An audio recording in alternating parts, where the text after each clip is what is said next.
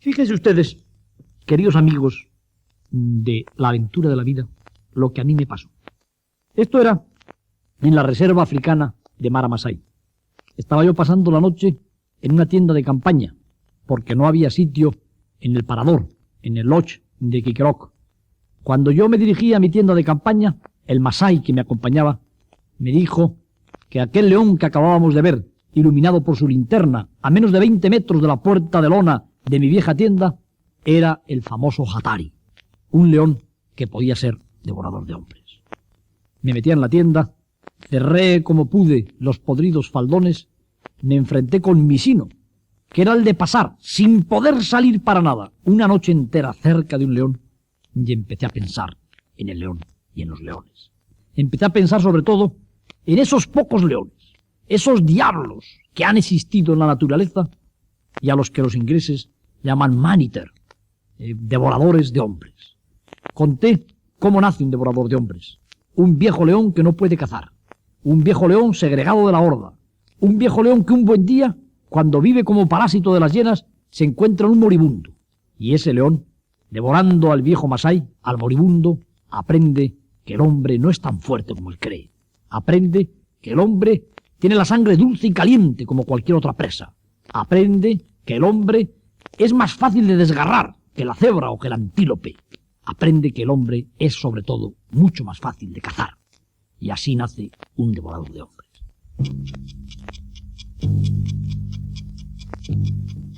Estas cosas pensaba yo en el interior de mi tienda de campaña, mientras aquel león, a quien había visto perfectamente cuando bajé la cremallera, estaba perfectamente presente en mis pensamientos, no solo porque lo hubiera contemplado unos segundos antes de precipitarme en el interior de la tienda, sino sobre todo porque le estaba oyendo.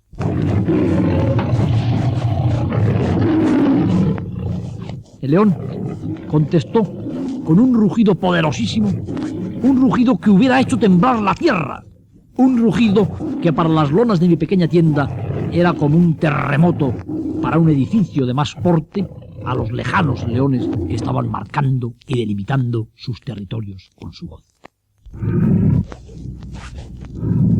Por si esto fuera poco, el león se estaba dedicando a morder, se estaba dedicando a triturar con sus poderosos molares, con sus poderosas muelas carniceras, alguna vegetación reseca que había en las acacias enanas, en las pequeñas acacias que crecen en aquella sabana de Mara Masai, de Kikerok.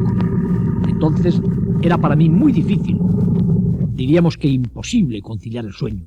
Se estaba apoderando de mí el miedo, el pánico. Ciertamente, todavía podía permitirme el lujo de pensar.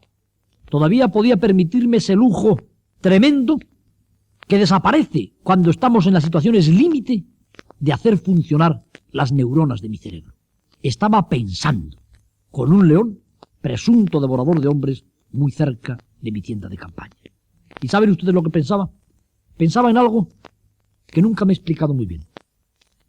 En las estadísticas, en los anales de la historia africana, en los anales de la colonización, del moderno no-turismo de la naturaleza, de la caza fotográfica, no se conoce un solo caso en el que un león haya devorado a un hombre que estaba en el interior de una tienda de campaña. Esto, por una parte, me daba ánimos. Pensaba yo, ¿cuál es el carismático elemento que transforma las tiendas de campaña en una especie de muralla de China a prueba de leones? ¿Por qué razón los leones, que pueden derribar las lonas de una tienda de un simple manotazo, no se han comido nunca, según las estadísticas, en las que uno puede creer más o menos, a las personas que dormían o que temblaban de miedo, como yo en aquel caso, en el interior de una tienda de campaña?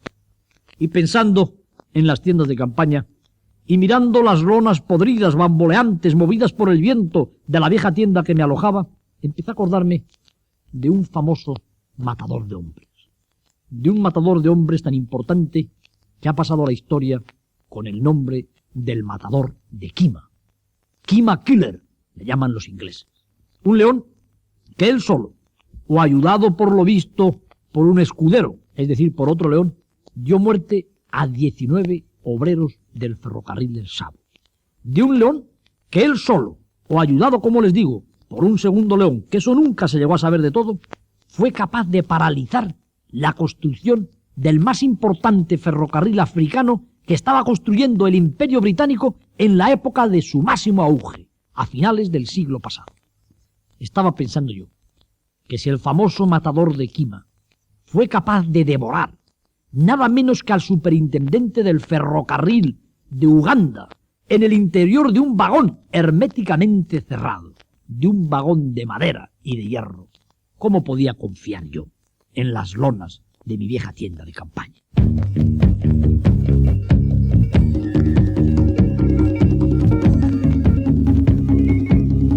Y Webner relató todos estos hechos al famoso coronel Patterson, que es el que en su libro clásico que lleva el título de Manager of the Savo escribe esta historia que yo les he contado, y escribe sobre todo esta historia que yo estaba pensando, que me estaba destruyendo, que estaba gravitando en mi cerebro cuando yo tenía a pocos metros de la lona de mi tienda de campaña a un presunto devorador de hombres como el matador de Quima.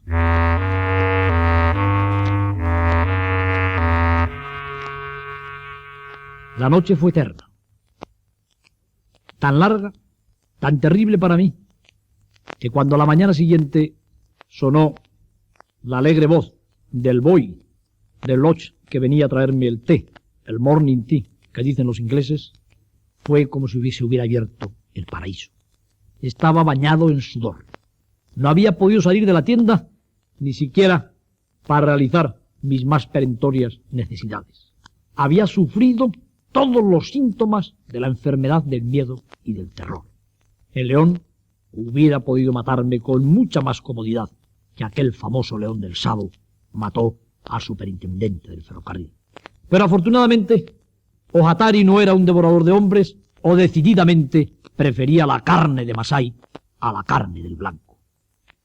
Mientras nuestra carne siga siendo un plato de figón, un plato de tercera categoría, no tengo nada que oponer a los gustos de los leones refinados.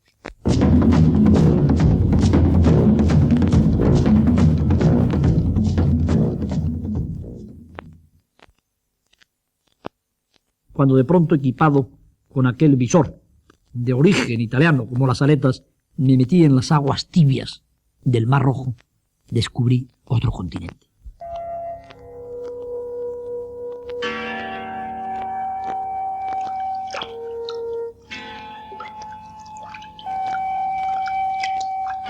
Entré en el paraíso del coral. Entré en una barrera coralina que separaba aquella zona de la playa del Mar Rojo propiamente dicho, y en la que todo era quietud, transparencia. Aquello estaba lleno perfectamente de las criaturas más asombrosas y maravillosas. Sin mucho trabajo pude ver rápidamente, por ejemplo, los peces anémona, esos peces llamados también peces clown, que tienen rayas rojas y rayas blancas y que viven entre los tentáculos venenosos de la anémona sin que la anémona les haga daño, en una extraña simbiosis. Vi también muy pronto al pez desparasitador, ese pez que se permite meterse dentro de la boca de terribles depredadores, como son los meros de los mares tropicales, para librársela de parásitos, librársela de suciedades. Empecé a ver todas esas cosas que yo en los libros había ido recopilando a lo largo de años de lectura y que de pronto, en medio de una temperatura perfecta, sin ninguna clase de trabajo, porque yo flotaba sobre las aguas tibias del mar, moviéndose como ancestralmente debieron moverse nuestros antepasados en los mares cálidos y genesíacos de la tierra, iba yo avanzando con la cabeza por delante y las plantas de los pies por detrás, que es la manera clásica como se mueven, la manera clásica de locomoción de los vertebrados superiores. Iba viendo los peces ángel, los peces mariposa, me iba enterando de que en aquel fascinante mundo del coral todo era pluscuamperfecto. Vi aquellos fantásticos prodigios de color que son los peces ballesta o ballesteros, que cada especie está pintada por unos colores tan vivos que hay uno que se llama incluso el pez Picasso. ¿Por qué son tan bonitos estos peces?, me preguntaba yo. Ya sabía yo por aquel entonces que era una respuesta a la territorialidad, que cada pez es distinto y perfectamente llamativo para actuar como una bandera viviente, como un semáforo vivo y palpitante, para que los peces de su especie le puedan reconocer y distinguir de los otros peces en un universo de luz, en un universo donde se ve perfectamente a 30 metros de distancia. Iba yo sumido en estas cosas e iba navegando ya por las calles, por las plazas, por las glorietas de la ciudad sumergida del coral. Pero lo que yo en aquel momento no pensé, ni siquiera imaginé, es que en torno precisamente a las salidas, a las entradas, a la encrucijada que separa la ciudadela del coral, protegida por todas esas afractuosidades de densidad rocosa, pero de entidad animal, están los grandes tiburones. Los grandes tiburones rondan eternamente en la salida y en la entrada de la catedral coralina para lanzarse como flechas sobre el que entra o sale en esa fortaleza. Yo, en aquel momento, como les digo, ganado por las maravillosas sensaciones de la buena temperatura, de la flotabilidad, del pensar en el mar, metido dentro del organismo del mar, estaba totalmente olvidado del tiburón. Y de pronto, algo que venía de abajo, algo que venía de aquel abismo azulado, un abismo que no era hostil, un abismo que casi le llamaba a uno, un abismo cuya graduación de luz era tan extraordinaria que podía darse la sensación de que estaba hecho a los niveles humanos, mucho más que esos abismos vacíos de las montañas y de las grandes cordilleras. De pronto, como les digo, vi un cuerpo redondeado que avanzaba directamente hacia mí. Cuando comencé a ver aquel volumen, aquella masa que era azulada por encima y blanca por debajo, y que en cierto modo me recordaba una máscara de los pueblos primitivos, vi que se iba agrandando por momentos, lo cual parecía indicarme que venía a gran velocidad. Pero yo no podía identificar una especie de cuerpo oblongo, discoidal, parecido a un platillo volante, pero con una especie de cresta única, una aleta cuyo perfil cortante salía sobre su cabeza y dos aletas laterales que en oblicuo se dirigían hacia abajo. Aquellas tres líneas que se destacaban perfectamente con su negrura sobre el azul claro que rodeaba al monstruo a medida que iba ascendiendo hacia mí, aquellas dos, diríamos que sinuosidades, que eran las entradas de sus fosas nasales, de pronto me hicieron comprender que lo que hacia mí venía era un tiburón, era el matador marino. Yo estaba a la entrada justa de la callejuela del mar. Creo que no había avanzado ni siquiera 2 metros hacia el mar abierto. Y la reacción que tuve ante la aparición de aquel monstruo, de aquello que se iba agrandando, que tenía unas dimensiones enormes que visto de frente podría perfectamente tener el 1,50 m, digamos que de anchura, de diámetro, me produjo una sensación tan fantástica, tan tremenda, tan ancestral y tan vieja de miedo y de terror, que me quedé absolutamente paralizado. Yo creo que se me paralizó hasta el corazón. Desde luego dejé de respirar. No movía nada.